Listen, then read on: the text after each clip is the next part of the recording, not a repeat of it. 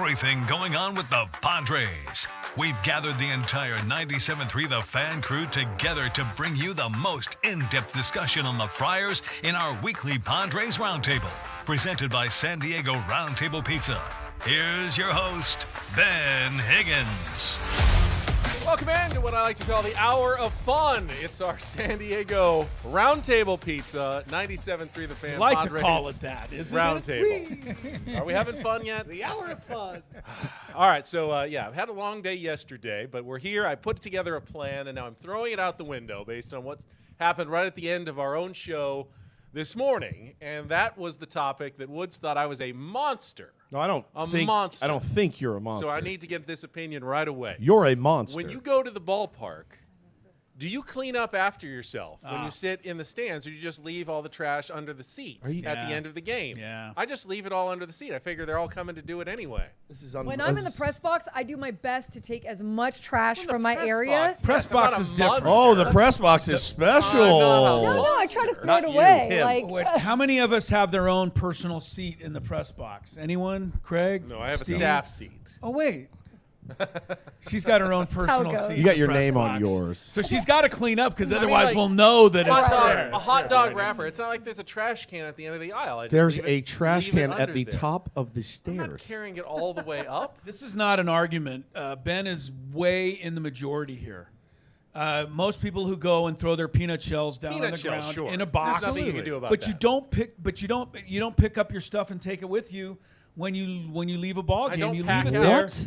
It's the same in a movie theater, I'm pretty sure. Yeah. 90% of the people just leave their popcorn boxes and sodas right there when they get up and leave. Woods, this is part Woods, of the you're price the of the only ticket, guy that picks up at and least. cleans up. I- What do you I- think that kid goes in there between movies to do? Now, he I'm- has to clean up after people like me. Now, I'm from Texas, but you guys were born in a barn. Like, you guys don't clean up after yourself at a ball. We all, I mean, I bring two kids to the game. There's crap everywhere.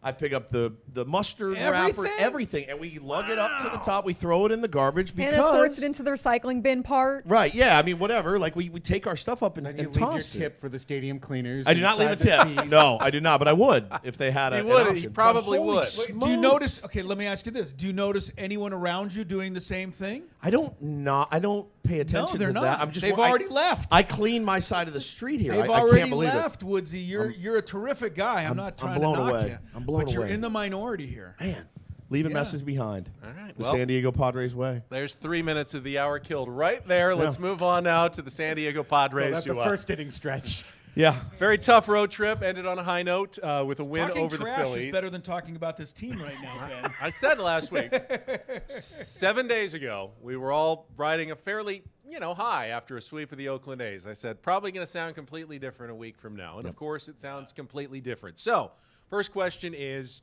what cracks, if any, did the most recent road trip for the San Diego Padres expose, Chris, that you saw? Two, but the one is the same. I mean, they still can't hit a left-handed pitcher, but that hasn't changed. It's the statistic is now up to 22 consecutive left-handed starters have held them under 3 earned runs, and 17 of those have held them to 1 or 0. So I just think that's remarkable, but that is what it is. I don't know how it's going to change. The other thing is that something I said a few weeks ago. They've been without Darvish. They've been without Musgrove. They've been without Bogarts. They've had injuries along that.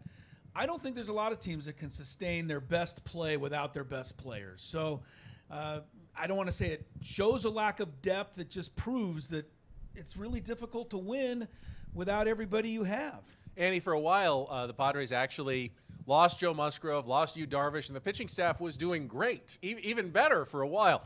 I do feel like in the last week we've finally seen that lack of depth come back to haunt the Padres a little bit. I would agree. I think that you're finally starting to see it, and credit to them, I guess, for kind of keeping it rolling as long as they did by filling in on those substitutions. But you're starting to see it offensively and defensively. But at the same time, I was reading this morning about the Orioles, who now 3 of their starting pitchers, 3 are going to have Tommy John surgery, with the latest one coming this week. And even with the 2 of them out before the season started, they've sustained a starting rotation that's right up there with the best in the league and a 3.03 ERA. So I think that, yes, you know, it's hard to sustain that when you lose your best guys, but I do think it's also happening all around the league. Well, and that too, and coupled, it's easier to sustain when you have an offense that can pick you up. And like the Dodgers are a great example. And they have an offense that can pick up their rash of starting pitcher injuries.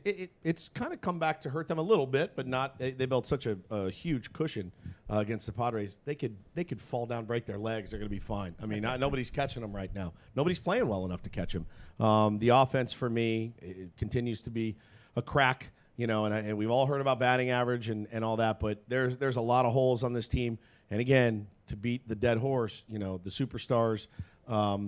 Not playing like superstars has killed this team all season. Craig, is it the same cracks that we're just seeing cause more trouble, or are you seeing anything new and troubling from the Padres? No, I think this is a team that's distressed right now. And you know, just like that comment you had about the Orioles there, Annie, is like rattling in my head a little bit because Baltimore last year chose not to trade any of their depth out of their minor leagues in order to improve a 100-win team. They lost in the first round of the playoffs. They didn't do anything to move any of their minor league depth this offseason to improve their team. They're a great team. They're going at it one way, right? The Padres go at it a different way. We've got the depth that we've got. We've traded the players we've had in order to create the roster we do. And that roster right now is a roster that's distressed. You have 3 out of 5 starting rotation spots completely leaking oil in Vasquez, Major, and Cease, who has been very bad for 7 starts consistently, ERA well over 6 in that time. You've got players out or playing hurt. And right now you look at the list of the top players on this team. Machado's playing hurt. Tatis is playing hurt. Bogarts is out. Arise is playing hurt. Profar as well. Profar is playing hurt. So add it all up, this team is losing right now in what I would call a predictable fashion. Let's talk about the moment that happened on Sunday that was featured in a John Boy lip-reading video of manager Mike Shildt almost politely asking to get ejected from the game after Manny got tossed, very frustrated, pitch out of the zone, but just expressed some of that frustration. Mike Shildt comes and says, I need you to throw me out of the game, but doesn't really get hot under the collar until he finally gets the heave-ho, Chris. Do you have any problem with the way Mike Shildt handled that situation? On the surface, it seems like I should have a problem with it, but I didn't. The only thing that concerns me, just a tiny bit, is if the video gets back to the Padre players, which I am assuming it will because we've all seen it, they'll all see it.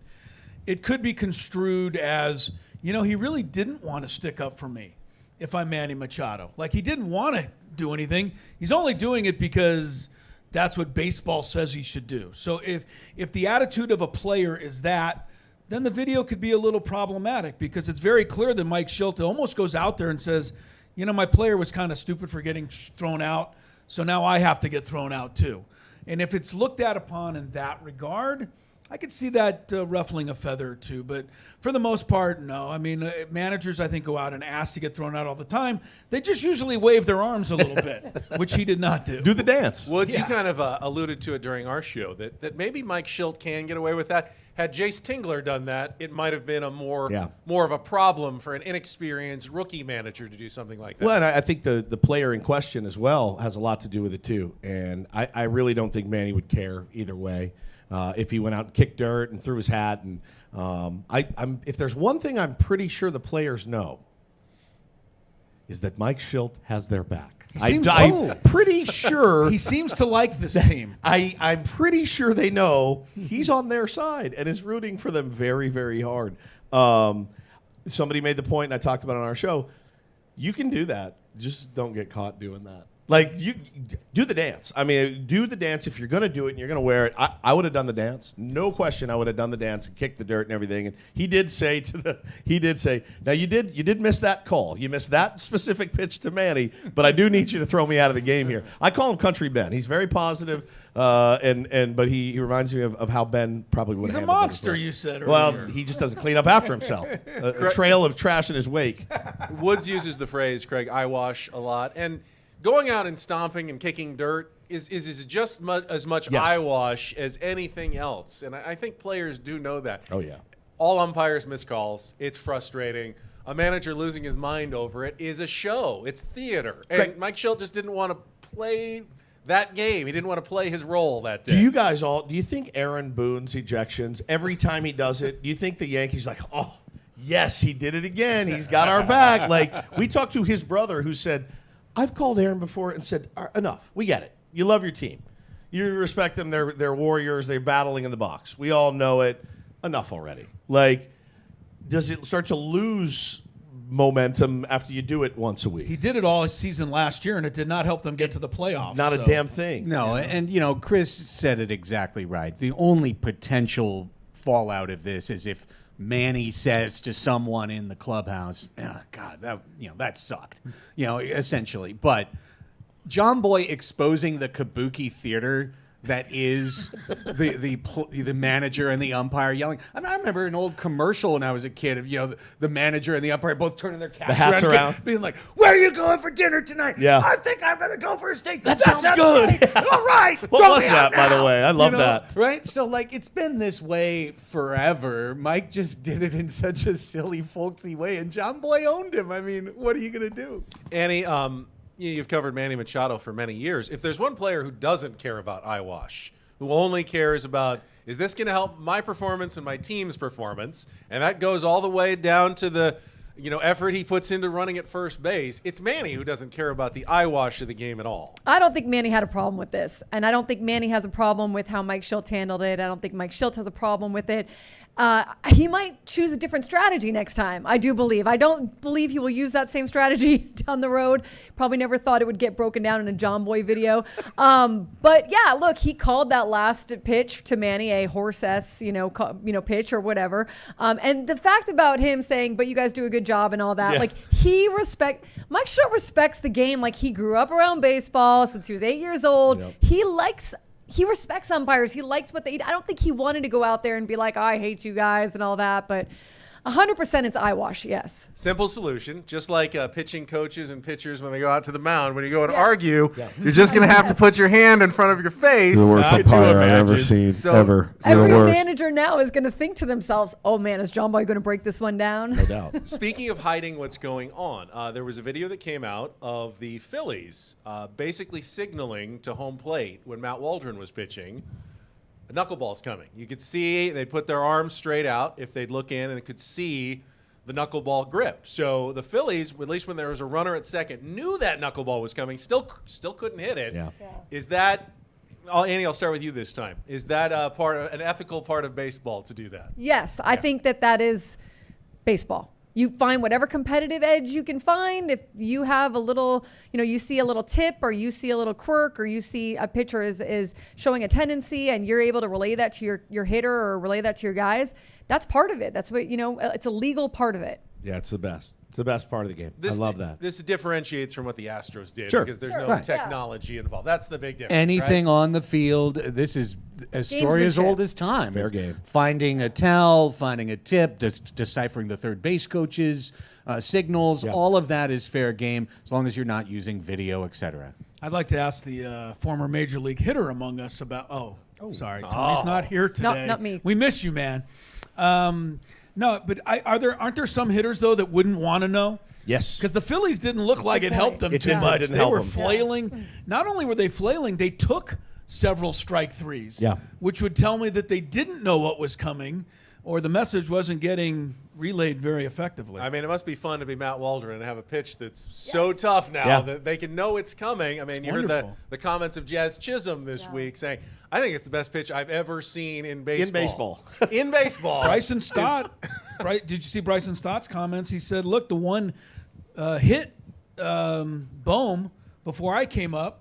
Then he threw the exact same pitch to me, and it dropped in the strike zone. He goes, I don't know what to do with that. Yeah. So that's Nasty. terrific. Craig, we're all in the Waldron cauldron now. You were the first. Well now we're all done, in sir. the Waldron Well done, sir. cauldron. Take your victory lap.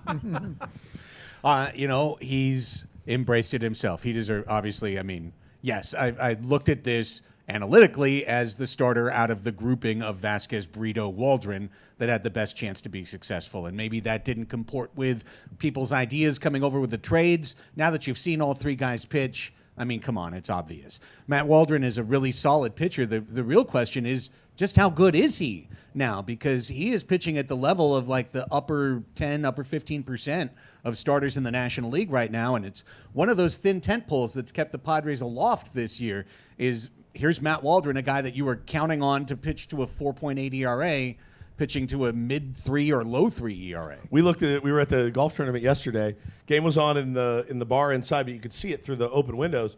And Ben walks up and he goes, it's the 7th. He goes, oh my God, Waldron's still in. I go, yeah. I mean, he is the guy. He's your game 1 starter right now. And I don't think it's particularly close. He was the first pitcher all year to go 7 innings against the Phillies and limit them to 1 earned run. Insane. The first all year. Yeah. Not bad. Jackson Merrill was talking after the game yesterday, too, and said the clubhouse is so happy for him. Nice guy, always working with the hitters, trying to help them as well, whether he's pitching that day or not. And just said, look, this clubhouse is elated for this guy. That's awesome. cool. Good Yeah. dude. Yeah. It's our 97.3 The Padres Roundtable and the Fan Padres Roundtable presented by San Diego Roundtable Pizza. I don't think I introduced everybody. Probably know everybody by now. I think we got it. Annie Halbrun, Stephen Woods, Greg Elston, Chris Ello. I'm Ben Higgins. Let's go back to Manny for a second. Some of his most, I wanted to say vulnerable comments I've ever heard from Manny this week in separate pieces in the UT with Kevin Acey and AJ Cassavell at MLB.com. Really expressing how frustrated, how difficult this season has been for him and how he has struggled to get back his form from pre-elbow surgery. Chris, what do you take out of those comments from Manny? Do you feel like he's further away? Are you encouraged by the fact that he still feels like I'm going to get that slot at some point? It just don't know when it's going to happen. Yeah, it's interesting because Manny's always been able to say, look at the back of my bubblegum card, and this is going to happen. But when he slammed his bat down, on Sunday and before he got thrown out, I thought that's kind of where you could tell the frustration had reached its zenith. I mean, he's really, scuffling, and it's amazing because this game does it to everyone, I think. And now, Manny is even going through it. I don't think it means one way or another. He needs to hit a couple of balls solid and, maybe get a little confidence back. I mean, I hate to say a guy like Manny Machado's a little low on confidence right now, but I think he is. And I don't think the elbow's going to go away. And I don't know that the hip injury is going to, maybe that'll get a little better. So he's got to do with what he has and maybe hit more line drives, doubles. I mean, the home runs aren't there. So he's got to find a way to help this team. And I was thinking, did we drop him in the batting order? And I just don't think you can drop a Manny Machado in the batting order. I mean, Hank Aaron didn't bat 7th. I mean, he's the best slugger you have. I can't drop him. He's just got to start helping this team in other ways. Annie, I kind of, as a fan, I kind of like the comments, seeing them from Manny. Normally, he's so water off a duck's back. Everything's going to be fine. I'll put my numbers up. To actually see that frustration, almost like, okay, I'm not crazy. What I'm seeing is actually real struggles. Did you get any of that sense? Absolutely. I mean, he's a super calm guy. He doesn't let a lot of things be relayed to the media, what he's feeling either way. He just keeps it level, right? And he's learned that through the years. Obviously, he's also had, some ups and downs with media. So he keeps it pretty level. So I thought it was great that he was honest about it, that he let people in on the injury, about what he's been facing, about how frustrating, because that sounds incredibly frustrating to know that you are right there and just not be able to get the feeling that you're used to, and to not be able to separate what is the injury and what is just maybe a slump, and can you even separate it? Is it all the same? I think that if you're only Manny knows, right? Like whether he should sit a few games or go on the injured list, or whether he is right there and go through it, because he's a hard person to put on the injured list. So only he knows, and I think he should do what's best for him at this moment. I know he's thinking, I want to do what's best for the team, but what's going to be best for the team is whatever's best for him. Does Manny know when it's time to sit? I mean, he knows if he's physically unable to play. We saw it at least a couple of games after the hip flexor injury. But when he's good enough to go out there, he knows I can be out there. Does he know, though, that maybe it might be better off in the long run to take a little more time off? And we talked about it on our show. Could a 2-week break serve Manny really well and get him back later in the season? Clearly, the answer is no. This is the way that Manny Machado shows his leadership to his teammates, to management, and to the fans of the San Diego Padres. He is a player that prides himself on playing hurt. We saw it in 2022. He should have taken 3 to 4 weeks for that ankle. He came back in 10 days. And then he played really, really bad for a month and a half before the injury actually sorted itself. And then he played great the rest of the year. He played great before it, great after it, and he played horribly for a 6-week stretch while he was recovering.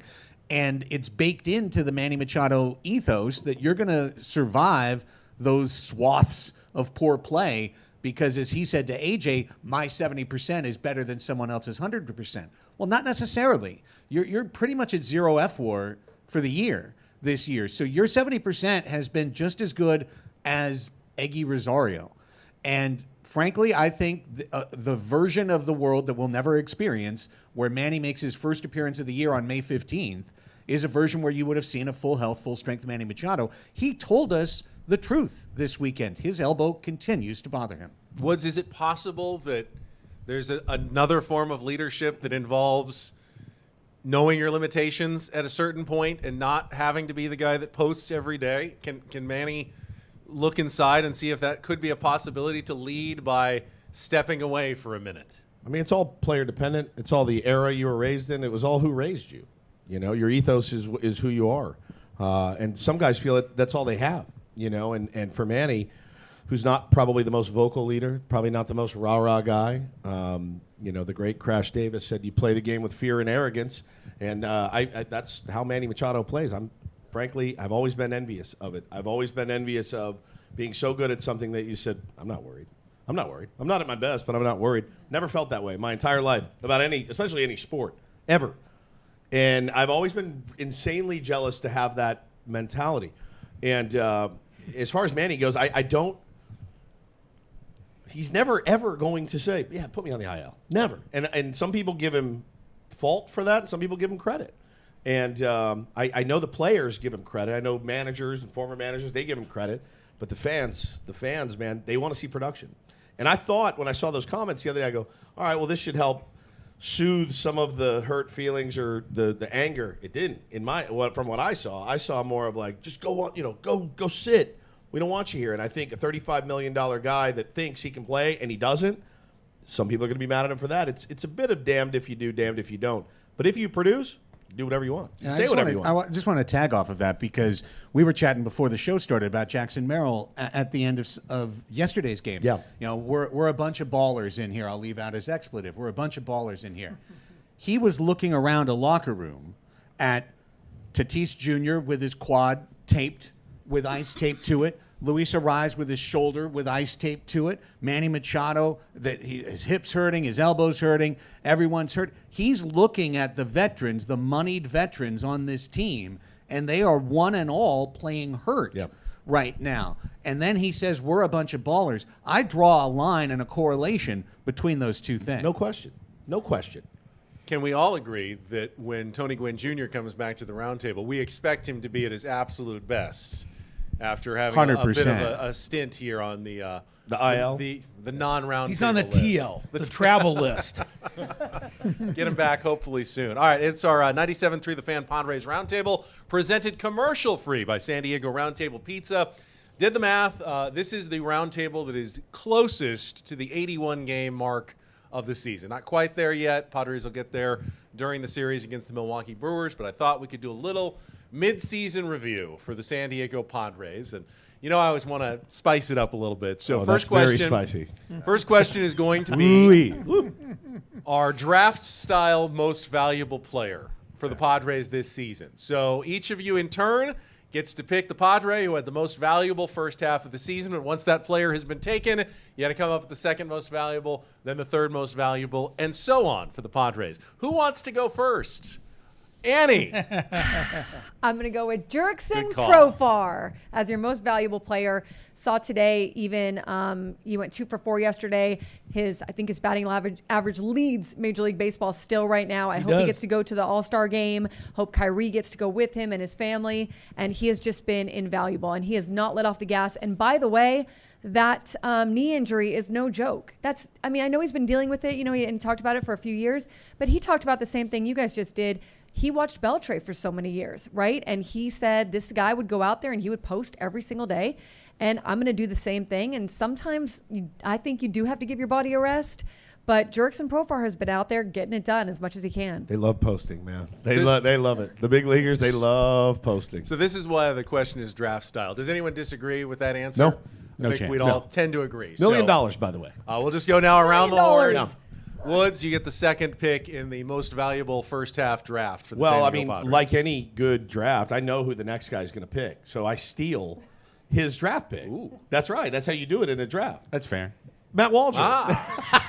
And Matt Waldron's been awesome. We just talked about him. I was going a different way. Oh, good. You're safe. You threw out some wrong smoke signals to throw off the team that was drafting Poker second. tells, yeah. A guy that has thrown together, 5 quality starts in a row, has been phenomenal, just baffling hitters, and reliable, and eating the innings that a fifth. You dream of a fifth starter in finger quotes.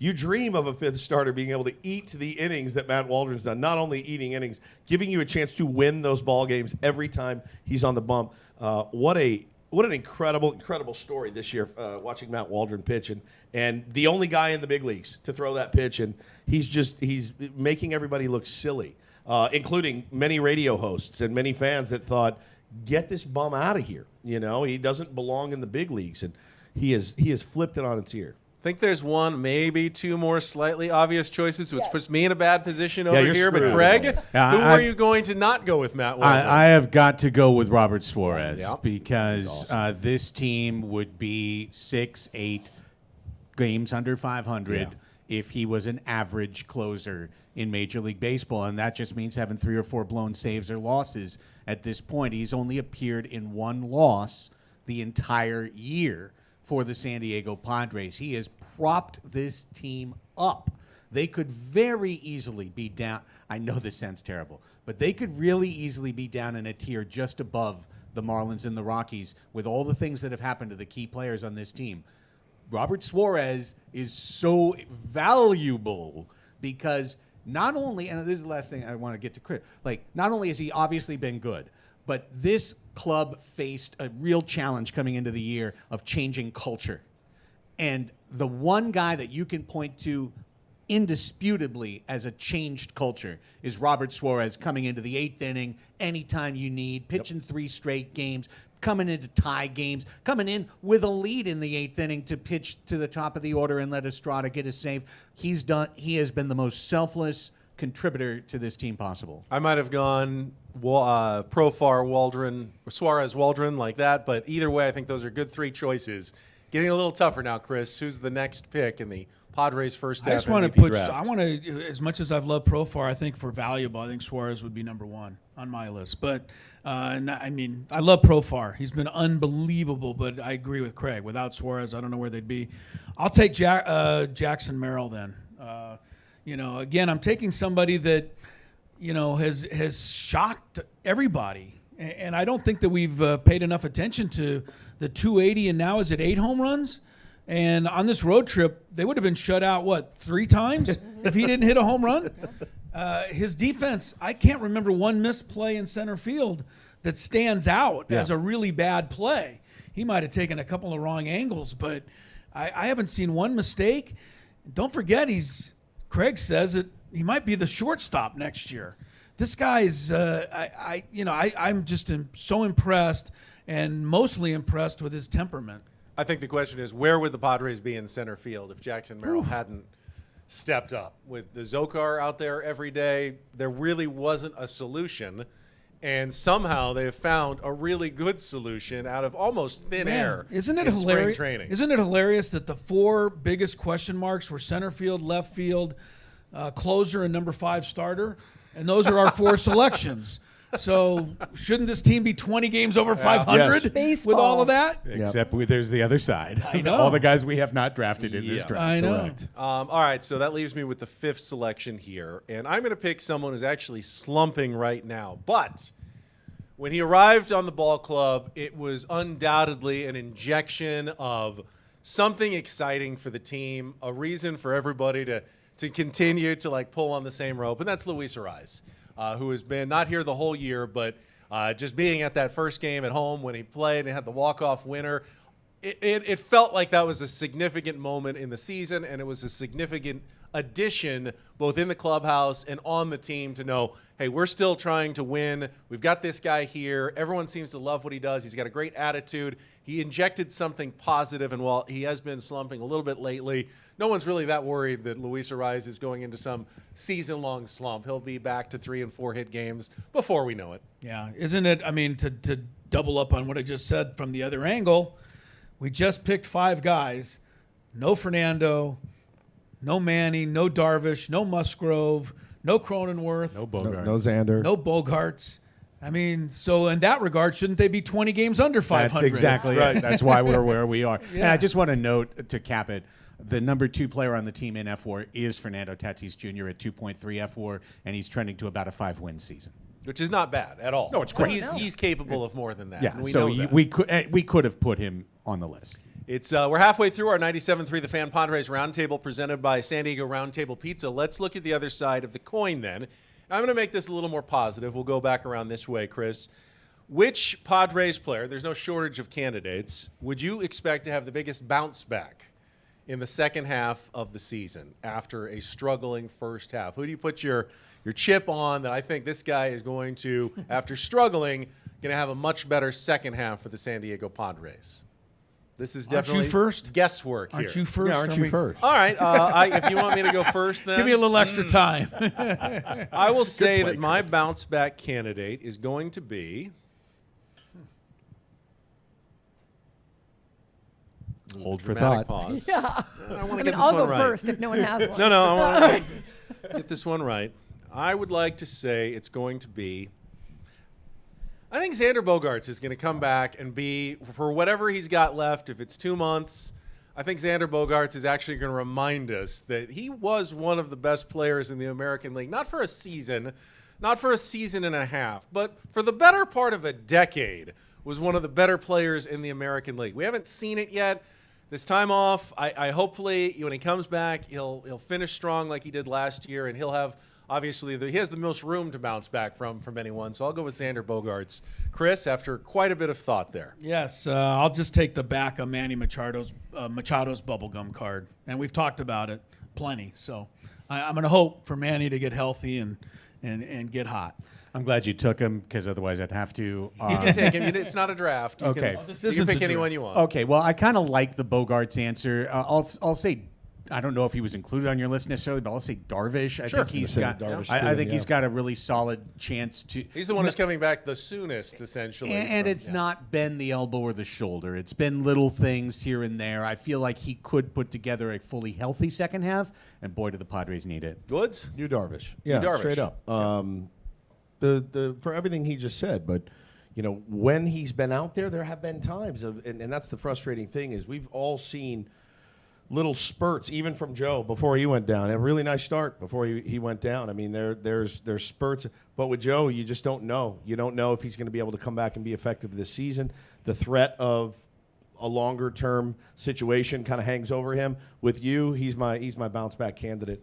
And Manny and Xander have the most ceiling there to get to and the biggest track record, but not like you, Darvish doesn't have a really solid track record in the big league. Annie, who you betting on? I would echo all of you guys. I mean, I think that they're all good choices. I love the Xander Bogaerts pick. I want to see that for him. I think maybe this extended break could be something good for him when he comes back and he's able to mash like he's used to. But I like Manny too. You know what? If Manny's going to give those quotes to Feinsand of MLB.com and to Kevin Acee of the UT and he believes that it's coming, then I'm not going to go against what Manny believes is coming. All right, so since this is our midseason review, almost 81 games in, usually by this point, a team has an identity. Hey, they're good at this, but not so good at that. They're good at pitching, not so good at hitting.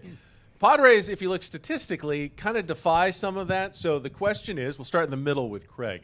What do you identify as the Padres' biggest strength over the first half of the season?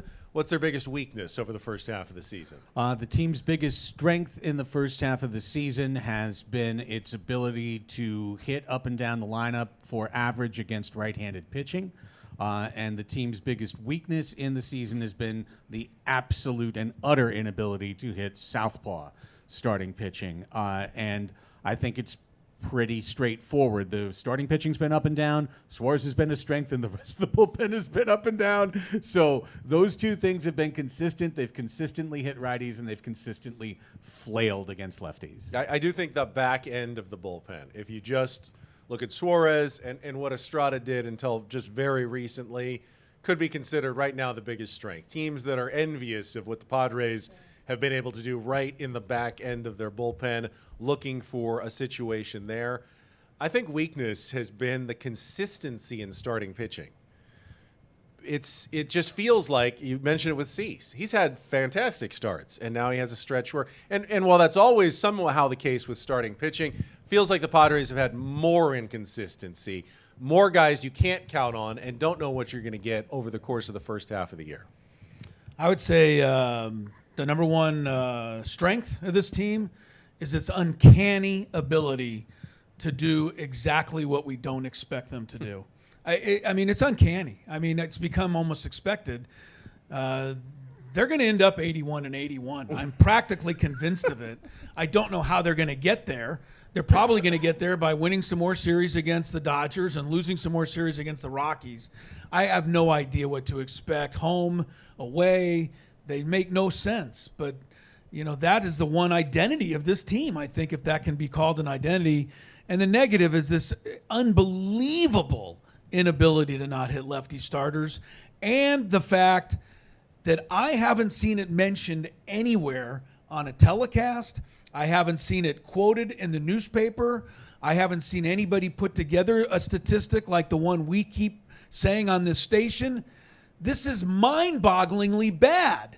How has no one asked anyone in management anywhere to comment on this inability? I don't get it. I haven't seen it referred to hardly at all. We've asked Schilt about it. They don't have any answers. They don't have an answer for it. And I remember when the season started, you know, you go through what you got, and you're breaking down what you got, and you go, oh, we are dead. You want to beat the San Diego Padres, you throw a right-hander, because all we are right-handed. 100% right. Everybody That's said exactly it. what it And I looked was like. panicked, and I'm looking at the thing. I'm looking at the list of left-handed hitters out. I'm like, get David Dahl. He's out there. He swings at lefty. Get anybody. And I'm looking at it now going, I've got no idea what I'm talking about, and nobody does. Annie, I disagree a little bit now. I think it was mystifying early in the season, but now it's not really mystifying. Why have the Padres been so good against lefties? Because Manny mashes lefties. Well, Right. Manny's not hitting everybody. Hassan Kim hit lefties really well. He's had not a great first half of the season. And Tatis is the mystifying one because he's not, as Craig said, he's not having a bad year, but he is not hitting lefties very well. Just those three right there together completely changes the Padres against left-handers from an elite hitting team against lefties to one that is now the worst in baseball. I was just talking to Victor Rodriguez about it last week. Good. Yes. Thank you. I didn't see the comments. Please tell me. It's a different story. Why? Okay.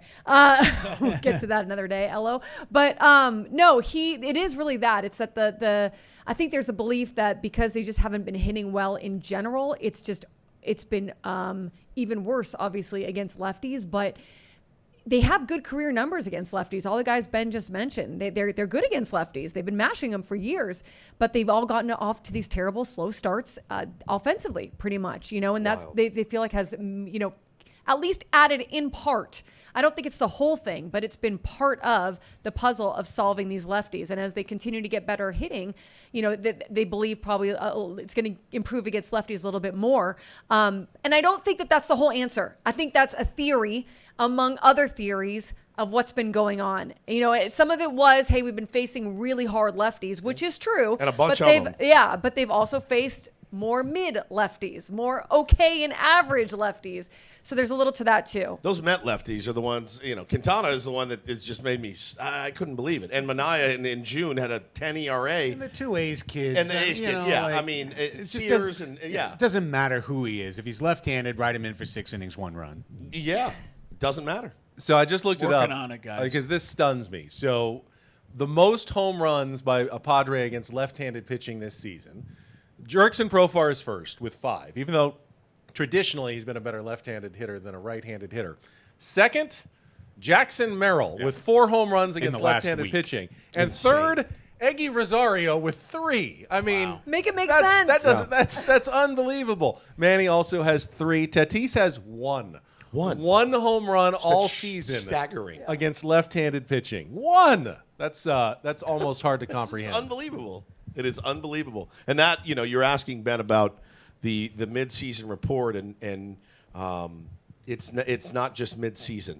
As your tweet said the other day, what was the record that you tweeted out the other day in the last 350 games are 175 and 175, basically. It's Groundhog Day. It's Groundhog Day with this baseball team sometimes. All right, it's time for our 7th inning stretch here on our 97.3 The Fan Padres Roundtable, presented by San Diego Roundtable Pizza. As you may have heard, we have a meeting with the CEO later today of Odyssey, who's going to be right in this exact sound space addressing all of us in a town hall. Will that box be I there wonder. for Box you? will not be there. Were you cleaning It's up not, the pizza? he's not brought to us by Roundtable. It's going to smell. It's going to empty smell box? of 3-hour-old pizza when he comes in. Can he here. hit left-handed pitching? Yes, we might So- suit him up. Seems like CEO is a pretty good job. My question here on the roundtable: what's the worst job you've ever had? Annie, what's the worst job you've ever had? I'm about Oh to man, embarrass- we did this one time on our Yeah. show. Oh, yeah. Ask us Great anything, bit. yeah. Ask us anything? Yeah. Okay. It's not really a bad job, okay, but I was part of the entertainment stage Scooby-Doo act at the San Diego Zoo, and to do that, you have to put on the Scooby-Doo costume, and that involves You were a the big head. Scooby-Doo, I actually? wasn't Scooby-Doo, but I was one of the characters. Were you in it. Shaggy? I could have Velma? been. My mom needs to find the picture. Daphne. Because You had to we have been Daphne. rotated all Yeah, the I know, time. it's Daphne. Shaggy, Yeah. but- But so, anyways, it was really sweaty in that. And Were you wearing and purple? Was no, it purple? It was So red. it wasn't I feel Daphne like. then. Okay. She always wore purple. I don't know. Yeah. Woods, what's the worst job you've ever had? I've heard Man, you how say long this do you one. have? We've got a million. I mean, telemarketer. That's a tough one. What was it? Inspirational poster Sold salesman? inspirational posters out of That's the back amazing. of my car, door the to fact that we door. don't have those all over this place. B2B. I mean, Boggles my look, mind. it's one of those things you look back on it Believe. now when you talk for a living and you go, I'm glad I was a telemarketer. I learned how to speak and talk and, coerce, I guess. I don't know. I learned how to sell. But, man, at the time, you're in there grinding out phone calls or driving around in your car, going into barber shops trying to sell them a bald eagle that says success at the bottom of it. It was not the most glamorous gig of all time. There's no I. No, in teen. I answered an ad for art salesman. I was like, ooh, the art world would be fun at 19. Wait, and the art was these Yeah.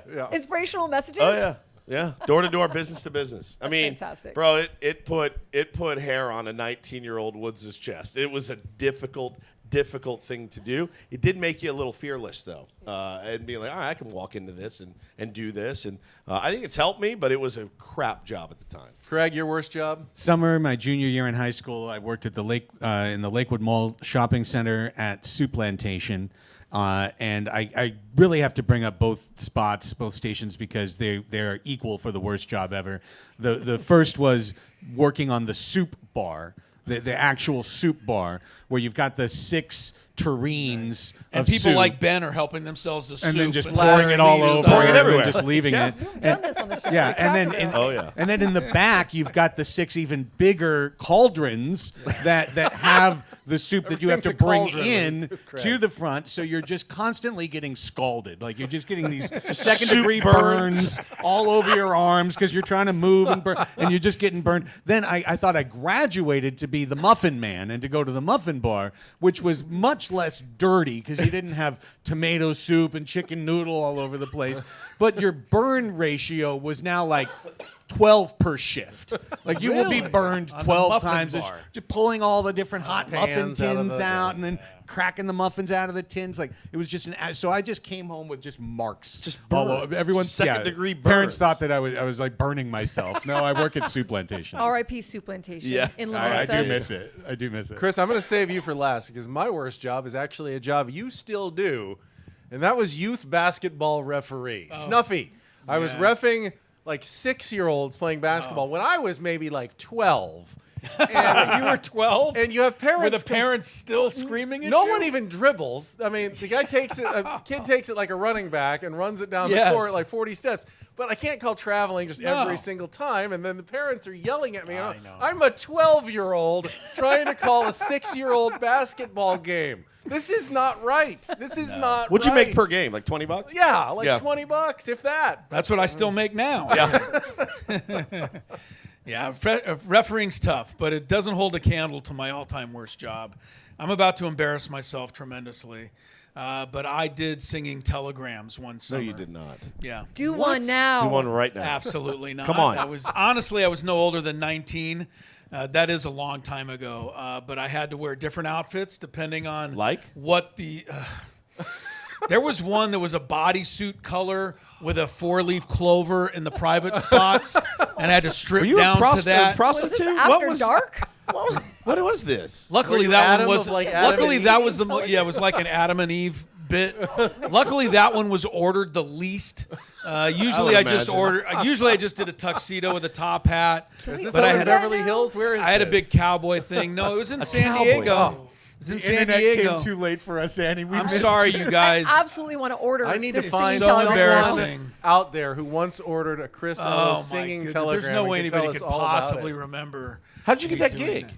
Honestly, probably in the paper. Did you and want to just be in needed- showbiz or something? Like this is I a, didn't like really with want to me be in in art. I think somebody thought that I would have fun and suggested it to somebody, and next thing I knew is it paid fairly decent money, and I bet. got a lot of tips.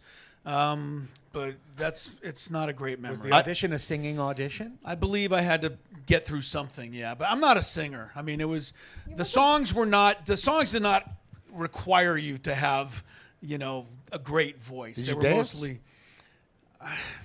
I Yeah, did. he did. I'll tell you what I did Happy-ish. mostly. I did mostly comedy stuff, and I usually did one magic card trick that amazing. everybody could see, and then sang my little piece and gave the person their singing telegram. How long did you do this for? About 2 months. I think that's about as long as anybody could last in that job. I got a job working at a tuxedo place. Like, remember where you rent tuxedos for prom and Yeah, stuff? I mean, they got to bring it back. And He gave me a van. Fumigated. I was probably 18, 19. Yeah. And he had to drive this van, take these tuxedos to here, drop them off, go pick up those. The first day that I was there, I was wheeling a giant cart of 300 tuxedos on one of those rolling carts. It fell over in the parking lot into like an oil spill, essentially. I picked it up. I pushed it inside. I left it inside the front door. I walked out. I went back. I dropped the van off. I never went back. Never showed up. I went there again. one day, and somebody picked up their tuxedo for prom, and they were like, "What is all over there?" No kidding. And I walked into the thing. I pushed it inside. I walked to the door. I started the truck. I left, dropped the truck off. I was out. That was the worst job of my life. It was one day. I had no idea. What a great question. Somebody that turned somewhere out out to there be. is that tuxedo shop owner. Please call in. Yes, it was awful. Here he is. Awful. And then they hired out. Hello, my baby. Sorry about your tuxedos. Oh, Ella, what I could do with that story on our show. You have no idea. So singing telegrams are obviously from a bygone era, which brings us to our next topic, back to baseball, and that's Willie Mays. Yeah. A player from a bygone era. Now, Chris, did you remember seeing Willie at all? I was old enough to have seen him play, but- but I don't remember seeing him play. I do remember the '73 World Series when he was a shell of himself with the Mets. Although people forget that in his very last game with the Mets in Game 2 of that World Series, in extra innings, he did single in the winning run. So that's how his career finished. His career started with a home run off Warren Spahn. That was his first hit in the big leagues. I was obviously saddened by it. Tears, watching the coverage all week. Just felt like, part of my life had passed. The one thing that, I don't know what else to say about Willie Mays other than the fact that we talk about superstars now, and I think we throw the word around a little too liberally. We do. This guy's a superstar, that guy. You're not a superstar unless you're Jerry West or Willie Mays. I mean, that superstar. It's a different echelon. It's a different echelon, and it was a sad story, but fun to see all the great memories. It's a shame that like SportsCenter couldn't put together a top 10 Willie Mays clip thing because there just aren't any clips. Yeah. You got the catch that he made, and maybe a couple of his home runs, but there's not really enough to show us what he did. Does anyone disagree with the comment that Willie Mays was the greatest all-around baseball player No. in history? No. All right, so we all agree with that. Yeah. So it brings us kind of to the last question here, Craig. How do you personally evaluate players from different eras and try to compare? Because the numbers are the numbers, but players today, the pitching is much faster than it used to be. The training techniques, the batters are much stronger than the pitchers they used to face. It's not exactly the same. And in our show, I use the example. If you had a football offensive line from the 1960s and you put them in the NFL today, they'd look like JV players. Yeah, Does that mean they aren't Hall of Famers? No, they were in their era, but you can't say that they would just succeed today. Would that happen with baseball players, or is baseball a different sport where you can compare two different eras because of the numbers? No, I don't think. I think you have to do it within the era, and that's why I love the fact that baseball's stat universe has created things that are controlled for era and controlled for all the different variables, and that's a way you can compare era to era. But there's no question in my mind, and I know it sounds terrible, but there's no question in my mind that you could field a lineup of all-stars from the 1930s and 40s and put them against a modern pitching, almost any modern pitching staff, and see them completely fail as they see nothing but 98 and 100 miles an hour. But I do think that if you took a superstar from the 1930s and gave them all the modern training techniques and everything, that would translate to today, Annie. Completely agree. Once you give them the technology, the resources, the rehab, everything that these players of today have figured out how to tap into, the drive line type of places where they can look at every little swing and every little hip turn and what they have over there in the Point Loma pitching lab. I mean, it completely changes things for players and their ability to even come back from injuries better and their ability to play out there. So I agree. I think that's hard to do era to era, but doesn't mean that they're not in their own right, like the best that there ever were. What'd you say, Woods? Willie Mays' height and weight was 5'10", 170. would look Insane. tiny out there. Yeah. Looked like tiny. Mookie Betts, basically. Yeah. No, for me, I'm pretty good at compartmentalizing things, and especially when it comes to baseball. I love so much about every single era of baseball since I've been a fan. I loved 80s baseball. Loved it. Now, I remember going through baseball cards in the 80s and going, that guy's a pro ball. Like, you would see a couple guys on the Pirates. There's a couple that there was a guy named Gary Woods, which is my dad's name. Played for the Cubs. You look at him, he looks like an accountant. And you look up these guys, and you see these guys that we all grew up watching, and you go, you'd get smoked in today's game. You would get smoked. You'd be embarrassed. Doesn't mean I love it any less. I love that era. I love the 90s. I love the 2000s. I love the 10s. I love the 20s. I love everything about it. And it always bums me out when we talk to the old ball player that is like, baseball sucks now. And I'm like, bro, I know that they're not going to run through you at home plate anymore. But these guys are so good. They're so fast. They're so big. They're so strong. They hit the ball so hard. They throw the ball so hard. I love everything about every era of baseball I've ever watched. We talk about how would Babe Ruth do today, but the other one, what if you put Aaron Judge and just dropped him in 1930? Oh, my God. All of a sudden, they looked at him. They'd probably arrest him. Yeah, right. Yeah, they'd be like, dude, we're burning this guy at the stake or something. Like, this is not normal. This is not right. Alien has among us landed at this point. It's 100%. And throw Jeremiah Estrada against Ty Cobb. I mean, seriously, it would be embarrassing. But it doesn't mean that those guys weren't the greatest of their time. And I love. We always talk to Flan, and Flan's a dear family friend. I love that Flan used to get his ass kicked. Guys were barreling into second base, trying to take him out, and Tempe and those guys. But sometimes you hear them talk about the game now, and they don't watch as much baseball as more because it's different. I love the differences in every era. It's my favorite part about the game. Bringing it full circle, though, it seems like Willie Mays, if you gave him a couple of ABs, 100%, could probably turn around 100-mile-an-hour fastball. There's no doubt, right? There's Hank those guys. Aaron, I agree.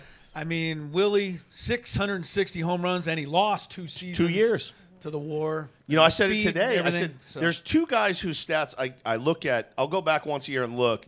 It blows my mind. And Hank Aaron and Willie Mays are those two players where you go, you slugged what? You hit how many doubles and how many home runs in 15 consecutive seasons? It's mind-blowing. And that was without all the stuff that they have now. That's exactly right, ma'am. One question I've always pondered, and we don't have time to address it today, is Tony Gwynn was always so ahead of his time with the technology.